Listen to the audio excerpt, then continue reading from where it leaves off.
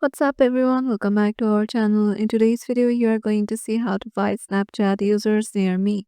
So to do that, let's head over to your Snapchat application first. Make sure you have logged in into your desired account of your Snapchat. So once you're there, you'll find these options in the bottom like your snaps or anything. So you have to go to in this location icon on the bottom left. So in here, if Snapchat will tell you to turn on your location. So Snapchat uses precise location for features like filters and Snap Map and for advertising, personalization, and product improvement.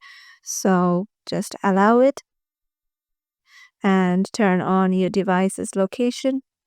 And once you do it, you'll be able to see your the places in where Snapchatters are there.